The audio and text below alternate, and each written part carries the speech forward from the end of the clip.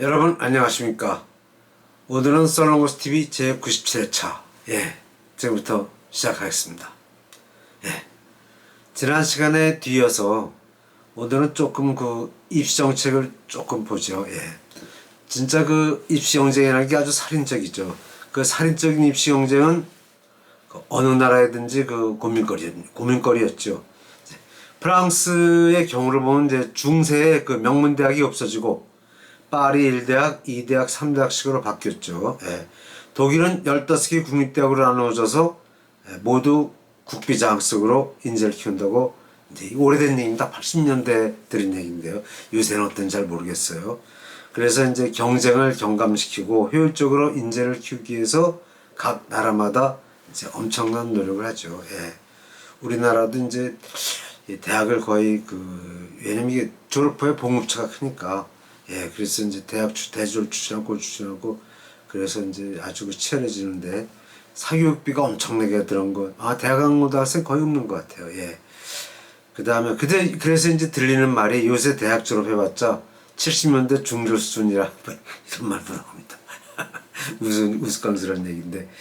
그리고 이제 요새 이제 너무 잘 살게 돼가지고 좀 사람들이 윤리 도덕에 대해서 좀 잠깐 현대에 들어와서 60년대에 질병이 모두 정복되었다고 저희 고등학교 시절에 그 생물 시간을 배웠습니다.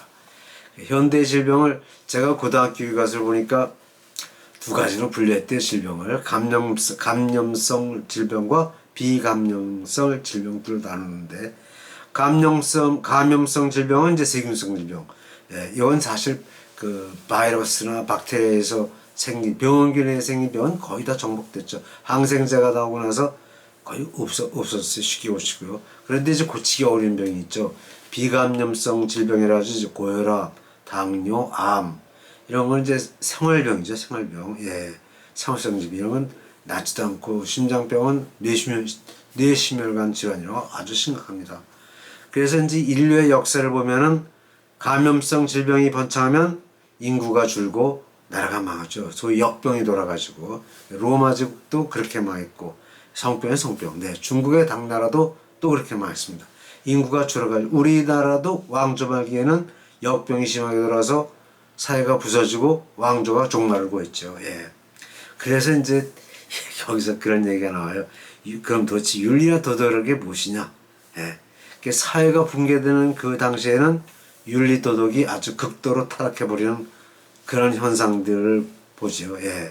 그리고 동시에 역병이 이제 사회를 휩습니다. 로마 제국의 멸망 이야기 많이 하지만, 끝에 보면 아주 사람들이 너무 사치스럽게 먹고 사는 거 좋아하고, 먹기 좋아하고, 또 뭐 여자들은 납작내가 술을 먹어가지고 납중독이 돼서 불임에 이르게 되고, 또 그리고 헤르페스 같은 성병 그런 게 휩쓸어가지고 로마 사람들이 사라져서 지구상에서 라틴족이 없어졌습니다.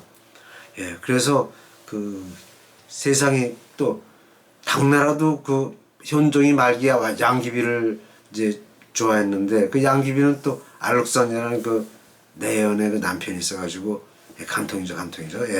그래가지고 이제 당나라가 결국 나오는데, 그때 당나라 인구가 많이 줄 때 병으로 해요. 그래가지고 결국 남성으로 쫓겨가게 되고, 이유는 이제 인구가 줄어서. 그래서 이제 윤리도덕이 뭐냐 이런 걸 그래서 이제 윤리도덕을 잘 지키면서 산다는 거는 이제 이런 그러니까 이제 깨끗한 가정생활 이런 거 하면 이제 전염병들이 원천 차단되죠. 그래서 번지 못합니다. 걸리질 않죠. 그래서 인간이 윤리도덕을 생각하면서 하나, 성세는 율법이란 말도 써있는데, 결국 윤리도덕이 뭐냐, 인간의 질병을 막는 천연 방역제가 아닌가, 그런 생각도 듭니다. 결국 자손한테 영생을 내면 영생을 누리는 방법이 아니냐. 그리고 얼마 전에 윤석열 대통령실 침입 상황이 있었죠. 경호 문제가 심합니다. 과거 군사정권 시절에는 경호가 그냥 사단병력이 이렇게 장갑차도 꽉 먹고 있으니까 못 들어가고 그랬는데, 요새는 경호가 이명박 대통령 이후로 경호가 다 거의 해체됐죠. 사실 우리나라 그렇게 편한 나라는 아닌데, 이런 일을 보니까 이제 경호가 구멍 뚫린 거 아니냐. 그래서 사실 문민정부 시절에 경호를 다 허물어뜨렸죠. 예. 너무 그 경호를 소홀히 하지 않나 그런 생각이 들어요. 그렇게 경호 없으면 한 번에 우리가 망할 수도 있지 않습니까? 예, 그런 것도 있고요.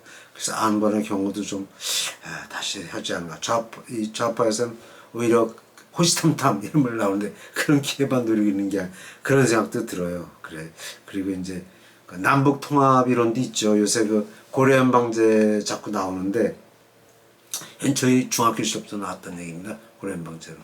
예, 저 아주 예전부터 나온 이론입니다. 그 고려연방제는 이제 그 체제를 전쟁 그러니까 뭐 중학교 아주 오래됐죠. 68년이니까 그 당시가요. 50년 전도 더 됐어요.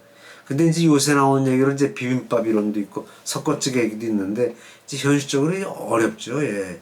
그냥 북에다 다 주고 통일하자. 그러면은 뭐 마음이야 좋겠지만 글쎄 공산주의라면 그 되겠습니까? 그게 글쎄.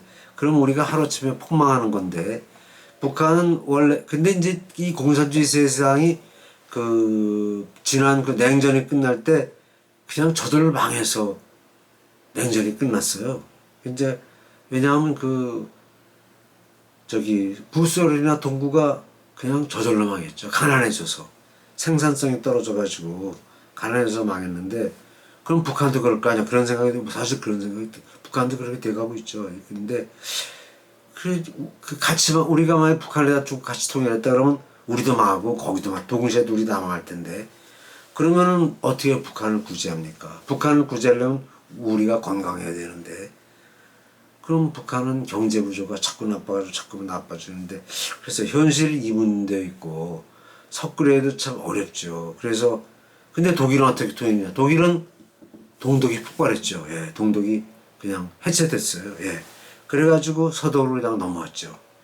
우리에게도 이런 식이 되지 않냐. 우리 식이 낫더라. 구간이 명간 이런. 근데 현실적으로 참 우리가 우리를 다 포기하고 거기로 가기도 거기서 어렵죠. 예.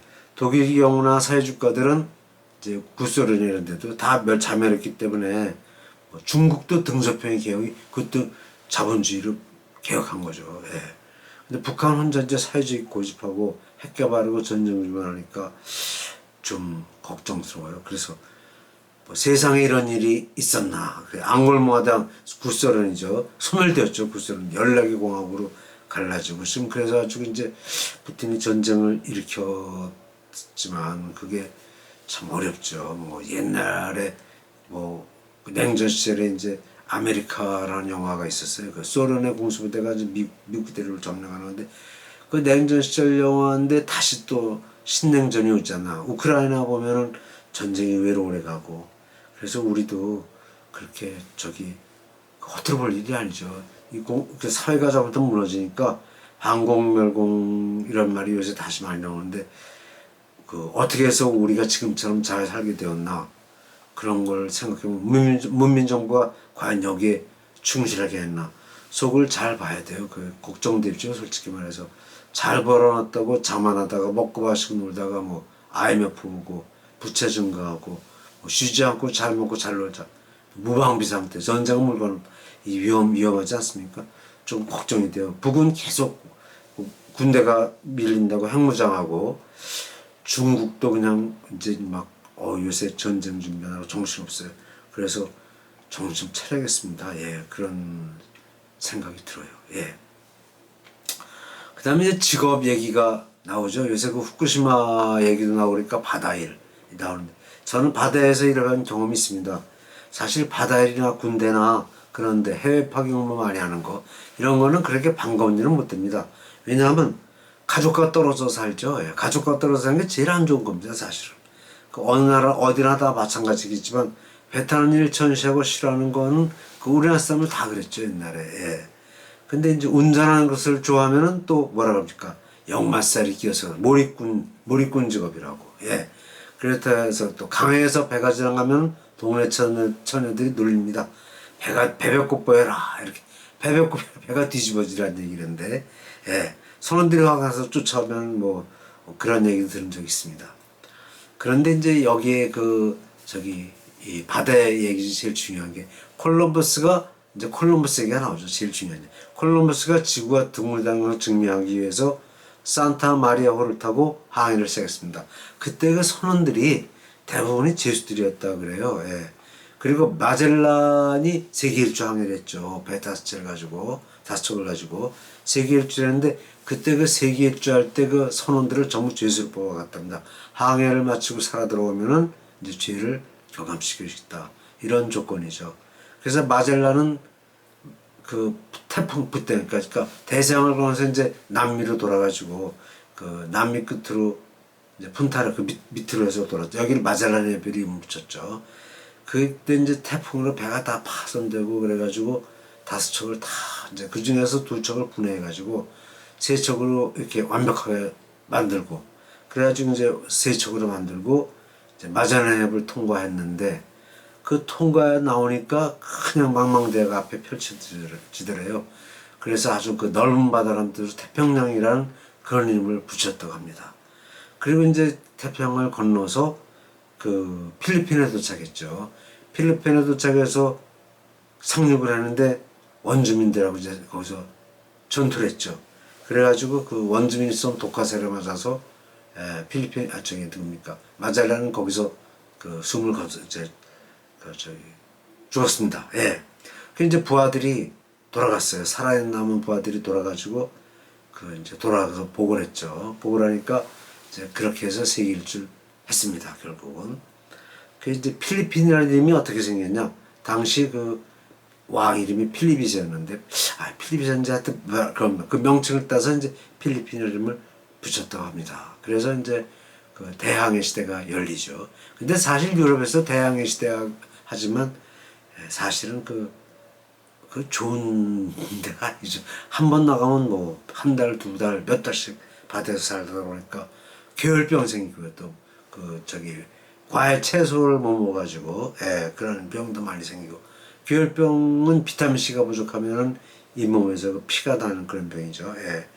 근데 이제 그때는 대항해 시대만 해도 근데 이제 그때 무역을 하기 시작하니까 또 식민지가 있어가지고 돈을 많이 벌어오니까 그 플랜트 이런 게서 많이 갔는데 근데 오늘날은 그렇지 않아요. 오늘날은 이제 그 반대죠. 그러니까 소니 회사 얘기를 들어보면 이제 창업자 모리타큐가 그 해군 중위 그 가미가제 요원이었대요. 원래 처음에 태평전이 끝나고 나서 이제 그 전자 군인 조종사들은 전자에 밝으니까 이제 그래가지고 그 소니를 창업하는데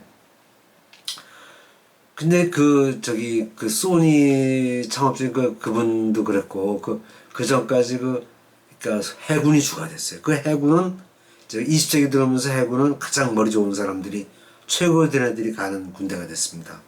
바다로 나가는 직업이 가장 그 우수한 사람이 갔고 또 우수한 두뇌가 그 해군에 물리게 되었답니다. 지금도 해군이 가장 중요한 군대. 미국 같으면 해군이 최고예요. 그래서 이제 항공모함 기동하면 되니까 육해공군을 한꺼번에 다 싣고 다닙니다. 그냥 그죠? 그 농담이지만 사실. 그리고 우주선도 바다에서 뜁니다. 그래서 바다로 나가는 인재들이 최고급 인재래요. 오늘날은. 우리나라도 그렇죠. 해군 바다 중요합니다. 자꾸 커져요. 근데 이제 사실 안 좋은 점이 있어요. 거기는 그 뭐 주말 부부 연말 부부 그런 말 있죠. 가족과 떨어져 지내서 사실 사람들은 안방에서 편안히 사는 게 제일 좋죠. 어느 사회나 다 그런 것 같아요. 그런 감이 듭니다. 그래서 바다 일을 하면 좋은데 해양연구소 같이 저 뭐 남극 개발 이런 거 좋은데 그게 이제 한 가지 단점이 집에서 떨어져가 있는 거. 이제 보수가 높죠. 그 이제 외항선원 같은 경우는 저기 그 선장들 외항선원들은 보수가 육상근무보다 보수가 뭐 5배 내지 10배 이렇게 높죠. 그 대신 좀 가족과 떨어졌다는 핸디캡이 있지만 요새는 보수가 높아서 많이들 가죠. 그런 것 같아요. 네, 여기까지만 하고 또 다음에 또 말씀드리겠습니다. 네, 구독 좀 많이 해주시고 많이 좀 눌러주시기 바랍니다. 감사합니다.